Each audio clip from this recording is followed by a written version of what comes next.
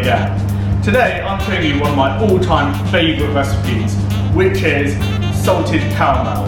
Now this recipe we use in a number of different items, such as our dark chocolate tart, our caramel punch cake, which is a brilliant cake recipe, and I'll be showing you that in a few weeks' time. So you'll need this recipe for that. So let's begin with some caramel.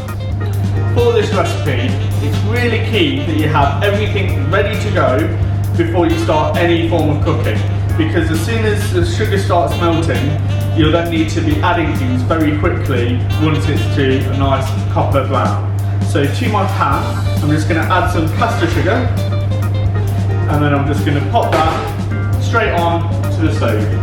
I have this on a medium to high heat, and it's really important not to stir it at this stage, otherwise the sugar may crystallise.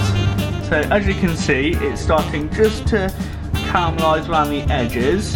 Just going to leave it a little bit longer, and then I'll start to move it around very slightly. It's really essential that you don't take your eyes off this, as it can turn very quickly.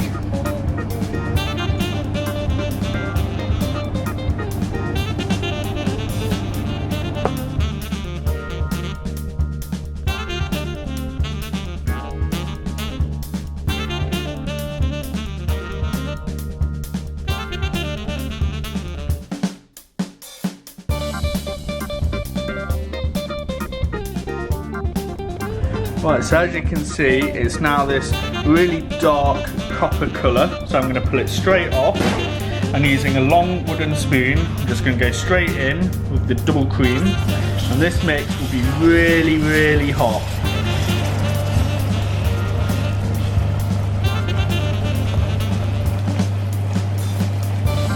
Keep stirring it just until it all incorporates. Pop it back on the stove just for a little bit.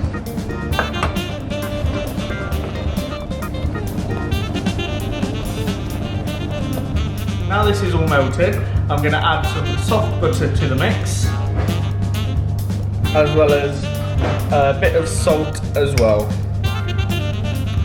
Once the butter is fully melted, I'll be straining it through a fine sieve just to make sure it's really nice and smooth. A quick top tip to clean your saucepan afterwards is just fill it up with some water, bring it up to a boil, and leave it to boil for 5 to 10 minutes. And I'll just pick up any sugars, and it'll be really quick and easy for you to clean afterwards.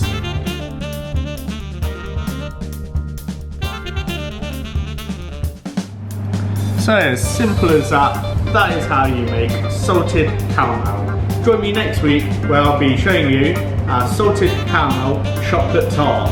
Until then, I'll see you next time.